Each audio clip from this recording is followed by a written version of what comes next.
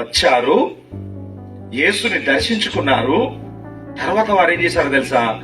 యేసుని గురించి ప్రచురం చేశారు. 2 చేతుల తాళంలో చెప్దాం. నిజమైన క్రిస్మస్ అంటే యేసు దగ్గరికి రావడం, ఆయనను హృదయంలో చేర్చుకోవడం, యేసుని గురించి ప్రచురించడం.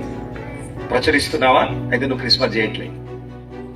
ఇటు ఎన్నో క్రిస్మస్ సెలబ్రేషన్స్ వస్తూ ఉంటాయి, వెళ్ళిపోతూ ఉంటాయి. కానీ నిజమైన క్రిస్మస్ ఎప్పుడో తెలుసా? నువ్వు యేసుని గురించి ఇతరులకు చెప్పాలి, యేసుని గురించి మాట్లాడాలి, యేసు యొక్క రక్షణ సువార్తను తెలియజేయాలి. ఏం చెప్పాలో తెలుసా అమ్మా? యేసుప్రభు దగ్గరికి రాకముందు నీ జీవితం ఏ విధంగా ఉండే, ఇప్పుడు యేసుప్రభు దగ్గరికి వచ్చిన తర్వాత ఏమైంది నీ జీవితం? ఏం మార్పు జరిగింది నీ లోపల? దేవుడు ఏం కార్యం చేశాడు? ఈ సాక్ష్యాన్ని మనం అనేకులకు సువార్త రూపంలో ప్రకటించాలి. అది నిజమైన క్రిస్మస్. హల్లెలూయా. ఇప్పుడు మనందరికీ యేసుప్రభు గురించి తెలుసు.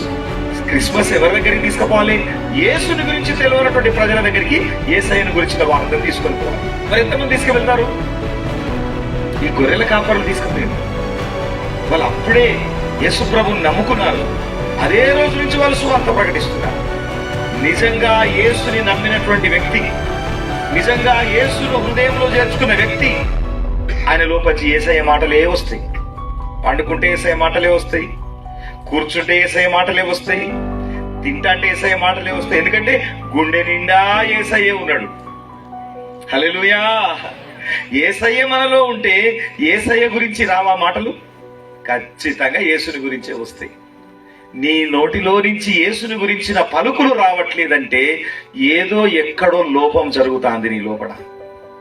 అయితే ఈ రాత్రి ఆ లోపాన్ని తీసేసుకోవాలి.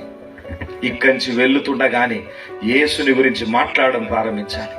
యేసుని గురించి స్వార్థ ప్రకటించాలి. నీ స్నేహితులతో చెప్పు, నీ బంధువులతో చెప్పు. నీవు ఎక్కడ పని చేస్తున్నావో పని చేస్తున్న దగ్గర చెప్పు. ఎక్కడ కాలేజీలో చదువుతున్నావో, స్కూల్లో ఉంటున్నావో అక్కడ యేసుని గురించి సాక్ష్యం ఇవ్వు. యేసు రక్షకుడు, ఆయన మన కోసం చనిపోయి 3వ రోజున తిరిగి లేచిన గొప్ప దేవుడు, ఆయన మనందరినీ రక్షించే దేవుడని నీ సాక్ష్యాన్ని చెప్పు.